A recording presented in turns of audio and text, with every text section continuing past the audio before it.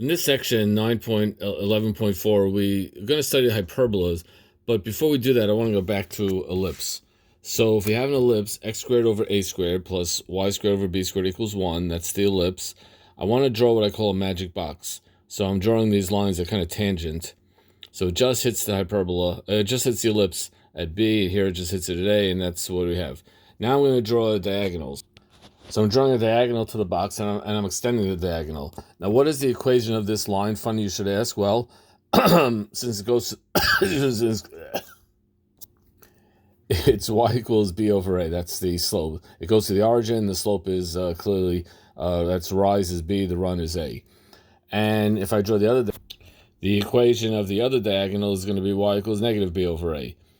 Now, why is diagonals important? Funny you should ask. This has to do with something called a hyperbola.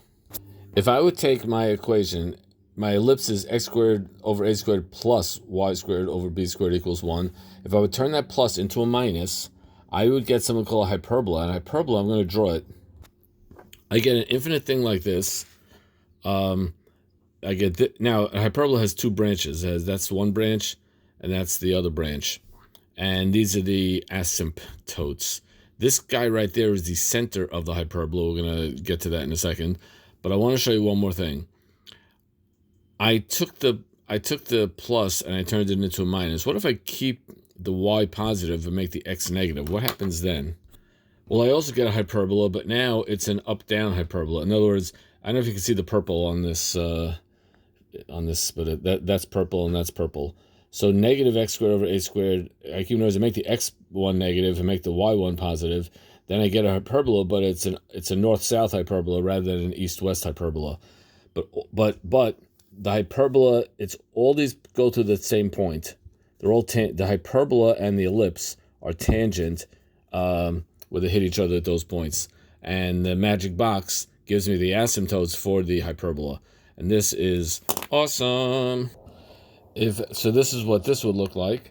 And if I have y squared over 9 minus x squared over 4, then it's going to go the other way, and it equals, and that's my hyperbola. So that's the hyperbola when it's y squared minus x squared, and this is the hyperbola when it's x squared minus y squared. And how do I remember this? The way I remember this is that whichever one is positive can never equal 0, because if x equals 0, if x would ever equal 0, then I would have negative y squared over 25 equaling 1. But negative y squared is always positive, so negative y squared is always negative, and I have a negative equaling a positive. That's impossible.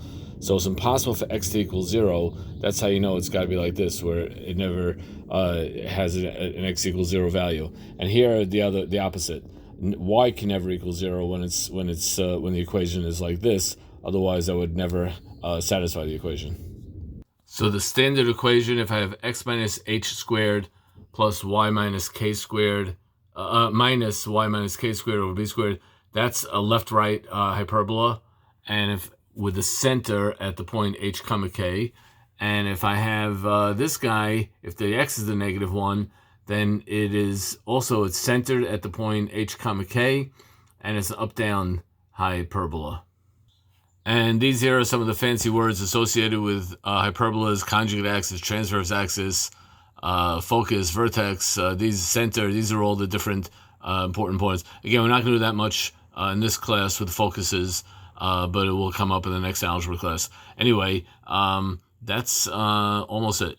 So just to give one little example here, we have an equation, 4x squared minus 9y squared minus 24x minus 36y minus 36 equals 0. We want to graph this, but first we got to figure out what this equation is, because it looks a little crazy. So let's do a little regrouping. So all I did here, I just regrouped the x and the y. Notice that I made this parentheses here, so it's negative 9y squared, and then it's minus 36y. That's the minus 36y. I brought the 36 here over to the other side. And now I want to do completing the square, so I have to pull out the 4 over here and I have to pull out the 9 over here. So let's do that. So here I factored out the 4, so that becomes 4 times x squared minus 6x.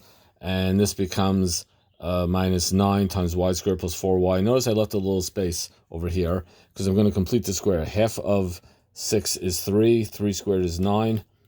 Half of 4 is 2. 2 squared is 4. So I added the 9 here, which is because it's 3 squared. I added the 4 here because it's 2 squared. And that completes the square. But before I do anything, before I go on, I don't want to forget, if I add something to this side, I have to balance by adding it to the other side. So I added 9, but it wasn't really 9. It was really 4 times 9. It was really 36. And so let's put a 36 here. And here I added 4, but it was really negative 9 times 4. So I really added negative 36. So I have to put here a negative 36 minus 36. And now let's put it all together. I have 4 times x minus 3 squared minus 9 times y plus 2 squared equals 36. That's how it all comes out.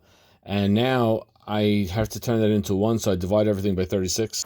So I have x minus 3 squared over 9 minus y plus 2 squared over 4. So that tells you this is a hyperbola. It's a right-left hyperbola. And the center of the hyperbola is 3 comma negative 2.